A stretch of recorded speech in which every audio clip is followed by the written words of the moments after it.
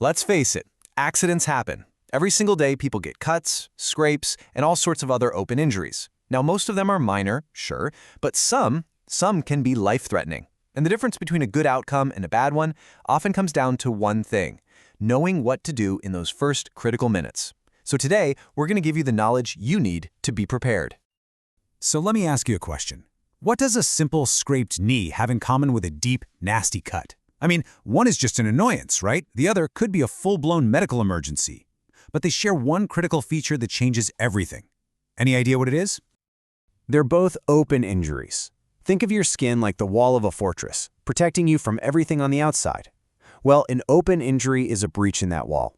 And that breach is basically an open door for bacteria and all kinds of other nasty stuff to get inside and cause a serious infection.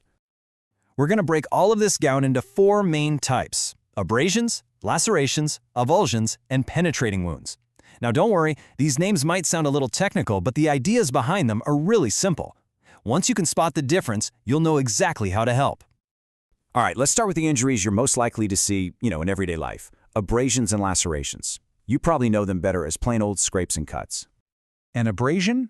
That's what happens when you skin your knee. It's a surface wound, but man, can it hurt like crazy. And there's a reason for that. It's because you've scraped off the top layers of skin, exposing thousands and thousands of tiny nerve endings. Now, abrasions don't usually bleed a whole lot, but that doesn't mean they're not serious. The real danger here is infection. Just think about it. Whatever you scraped your skin on, the pavement, the dirt, a grubby floor, bits of that are now inside the wound. That is a perfect recipe for a nasty infection. Okay, now for lacerations, or cuts. These can be a lot more serious than a simple scrape. Why? Because cuts can go deep, really deep, deep enough to hit a major blood vessel. And when that happens, you've got a much bigger problem on your hands: serious bleeding. And not all cuts are created equal. A clean, straight cut from a sharp kitchen knife is going to heal a lot better than a jagged, torn wound from something like a broken bottle. The cleaner and straighter that cut is, the easier it is for a doctor to stitch up and for your body to heal. Okay, let's take a breath. We're moving into the really serious stuff now. We're talking about avulsions and penetrating wounds. And these are the kinds of injuries where knowing what to do can truly be a lifesaver. An avulsion is when a piece of skin is literally torn away from the body. It could be partially torn and hanging as a flap, or it could be completely detached. It's a pretty gruesome injury, and the single biggest danger is that the torn flap of skin loses its blood supply and the tissue dies. And this brings us to the most important thing you need to remember about avulsions. Burn this into your brain. Never, ever remove a skin flap. I'm going to say it again because it is that critical. Never remove a skin flap. Your job is just to protect it so a surgeon can hopefully reattach it later. A penetrating wound is exactly what it sounds like. Something sharp pokes a hole in you. It could be a nail, a knife, or even a bullet. The truly scary thing about these injuries is that you can't see the real damage. A tiny little hole on the outside could be hiding a world of hurt on the inside. When you're talking about something like a gunshot wound, there's a huge difference between the hole where the bullet went in and the hole where it came out. The entrance wound is often small, almost tidy. The exit wound, though, that's a whole other story. It's usually much bigger, much messier, and it tells you that bullet did a ton of damage on its way through the body. And with a stab wound, the cut you can actually see is almost never the one that's going to be fatal. The real, life-threatening danger is the damage to the organs you can't see. Focusing only on that superficial wound is a classic and deadly mistake. Okay, now that you know how to spot the different types of open injuries, it's time for the most important part: learning what to do about them.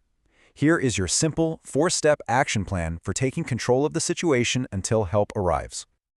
Honestly, your entire job boils down to these 4 critical steps. 1. Expose the wound. You can't fix what you can't see, right? 2. Control the bleeding. Direct, firm pressure is your #1 tool. 3. Prevent contamination. Keep it covered, keep it as clean as possible.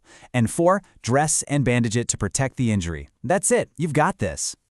So, you know what to do, but just as important is knowing what not to do. In a crisis, our instincts can sometimes lead us astray and do more harm than good. So let's cover the most common and dangerous mistakes people make when they're trying to help. If someone has been impaled by an object, your first instinct might be to pull it out. Don't. Do it.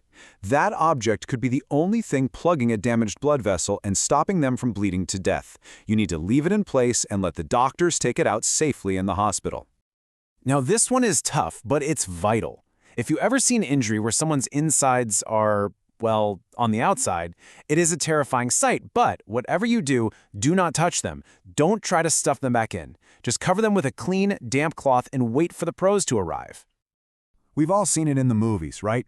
The hero gets hurt and their buddy dramatically pours whiskey on the wound to clean it. It's a classic scene, but it's also absolutely terrible medical advice. Alcohol, hydrogen peroxide, iodide, these things actually kill healthy tissue and make it harder for the wound to heal. So, unless you're in a Hollywood movie, simple soap and water is best for minor scrapes. For major injuries, just leave the cleaning to the hospital. You don't need to be a doctor to save a life. You just need to be prepared. And now that you've gone through this, you are. So the next time you see someone who's been injured, you don't have to just be a bystander. The goal isn't to be a doctor, it's to be prepared. The only question is, are you?